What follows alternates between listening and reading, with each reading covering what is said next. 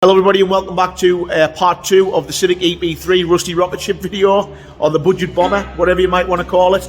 As you can see in the background, obviously Dave has been on with the exhaust today, which is on fitting up there now.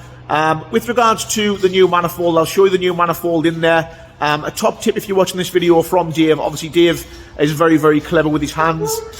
Fitting the actual manifold itself, if you drop the bolts out for the rear anti-roll bar, it'll allow you the clearance needed to slip the new manifold in. If you don't drop that anti-roll bar down, it can be quite difficult to make that manifold go into its place. The old one apparently will always come out nice and clean, but the new one's a bit of a pain in the arse.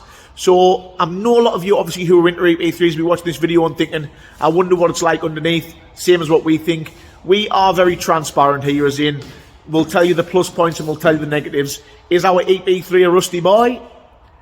Not horrible, but there is a little bit of work to do. So we've had a bit of a poke about underneath. Obviously, we have wire wheeled little bits of it away to see how deep the actual rust goes. And luckily enough for us, it's solid in 95% of the places where it needs to be. There's one area for concern, which I will show you. Again, if you're buying Ep3s, I'm sure you all know the crack now. You don't need me to bore you with it. These are just absolute shit shows. They're a great car, but they're very rusty. So just make sure that you view these cars up on a ramp, and I'll show you the pitfalls that you kind of could be getting into. I'll show you the areas that rust, and I'll show you, for example, what work ours need. So what we'll do is we'll cut the next clip. I'll take you under the car. It's not pretty at the moment, but once we've get in there with the wire wheel and we've prepped the rust and undersealed it, it'll obviously look a lot better, and it'll be good for some time to come. So I'll show you under the car. Under the car, I'll try not to get Dave in the video. He's a retired movie star and he's sick of doing films, so he doesn't want to be in this one. But this is what we've got. So obviously this is our exhaust. This here is a second-hand exhaust. Again, we weren't looking to spend fortune, so we bought a second-hand Super Sprint exhaust. These are a great exhaust, but they're not made anymore. Obviously we'll go across to the front. There's our shiny. There's our new manifold. Obviously Dave's managed to get the old lambda sensors out. If you're taking these out, it's common sense. Make sure you basically spray them up as much as you can with something like WD or a lubricant to try and get them out, because they are solid. Obviously they've had a lot of heat exchanges over the time. So we've got the two lambdas in. To be fair, I believe in mapping we'll probably map the second one out, I think it is, and we'll run off the first one, I believe. But as you can see, obviously it looks shiny and nice, which is what I normally like. So what's the floor like? Let's have a little look. So as you can see, it's got the usual surface on the sills. You're going to see this on every Ep3 now. There's nothing you can do about it. But the only hope for you is that basically not rotted through. Normally they rot through here and it goes all the way back. Now this is our one area for concern. We've got this little hole here, which is basically where the plastic clip is for the side skirt. It's just sat and maybe getting some moisture in. So we've pulled the rubber grommet out. But as you can see, put some pressure on, it's actually really solid all around. So we're going to chop all this out and put a plate in there. That's the only area that we need to do. But when you're buying these, make sure, sorry for the background noise, should have muted that, but make sure you're checking all of these areas, because they can be a little bit naughty, including this bit in the back. Same, it looks worse than it is. Applying pressure, it's very solid in there. Make sure you check behind here, which we've done. These aren't great. This carpet does hold moisture. It's a design fault in my eyes. The bottoms of the arches, solid, just need wheeling back and a little bit of paint. Passenger side, it's the same at the moment. Obviously it's completely and utterly solid. It is literally surface, and we'll go down the sill. Obviously we'll put a grommet in there. It should have one in there, but yeah, all completely solid. Like I said, we've put a screwdriver in and we've done what we call the MOT check, where we just poke at it to see if it's going to be any better or any worse, basically.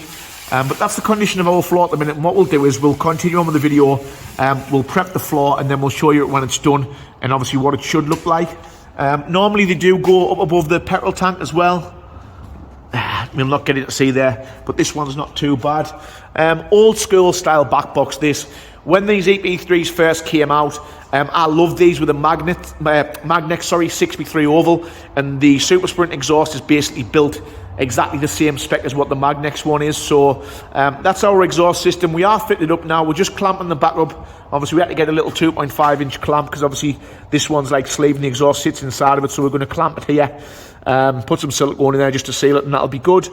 And next video we'll cut and we'll show you what we're doing with the floor. Right, she's on. We're going to give her a start. Give her a flick over, Dave, see what she does. Now I'm promised, bear in mind we've never heard this yet, I'm promised this system is a quiet system. I hope to God it is. We'll see.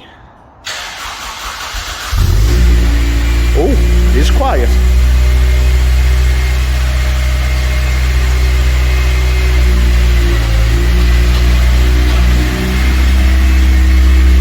So as you can hear, obviously I'm very close to the car and that's on cold start, so I'm actually happy with that. I didn't want like an Asbo exhaust sound, I'd rather just have the air filter. So that to me it's pretty much perfect. We'll just leave it to run, carbon up a little bit, and then we'll cut the next clip and we'll get underneath it and try and tidy the underneath up. We've got some braided lines to fit today as well, and a service, so we'll document that. But so far so good. I think that sounds decent enough. As you can probably see, you'll get a rough idea. Basically, I maybe should have videoed the process, but basically Dave spent like an hour and a half underneath, and we've literally wire wheeled everything back down to bare metal as close as we can get it. And then obviously we've sealed that up, so that should last us now. That should be decent enough. As you can see, obviously we've took it back. Obviously that's where she needs to be welded. So we're going to get the guy to come in and chop that out and put us a plate in there. We've tried not to underseal over it. He maybe might not be happy with that, to be honest, but he's going to come and plate that. But yeah, you get a rough idea. Obviously with these cars now, they're getting that old. This is 100% necessary, otherwise they'll just rot away to nothing. So we're now sealed up. We've wire wheeled the best of it off, and that should last us. That should be fine now. Just obviously need to get that plated up, and then fingers crossed she should be ready to go and we can get it on track. But we just wanted to be certain that it was structurally solid. Obviously apart from that, that's the only thing we're not happy with. So yeah, obviously looks a lot better now, as you can see, and that should give us some protection in the future while we're using it. Just another little clip to add into the video. Rust proof day number 2. Just getting where obviously the ramp was on the jack and point, so we're just wire wheeling them off now, seeing what they look like, and we can get it finished and ready for map. So that's us, the end of the Rusty Road, day 2. It's been difficult because obviously we've been trying to fit this car in between jobs at the minute. We're really busy here trying to get cars ready. I mean, we've got, obviously it's Friday today and we've got 4 cars going out tomorrow, so we couldn't spend too much time on the Civic this morning. But obviously it is booked in for map tomorrow morning down at HSP with Kiel. So we are happy at this point. Obviously what we've done is this morning, as from the last clip, we've got underneath, took the ramp off and basically done the jack and points. Luckily enough for us, the jack and points on this car, whereas normally this is the kind of car that obviously people own and do track days and change wheels left, right and centre, so the jack and points are normally folded over all the time. But ours are quite straight and quite firm, so we're quite happy with that. But we've dealt with the rust that we've saw, and we're very happy with the end product. So now we're confident in the floor, get that plate welded in, which we're going to do before the track day, and then that should be us all good. So far so good. That'll end part 2. Thanks for staying tuned. Part 3 is to come.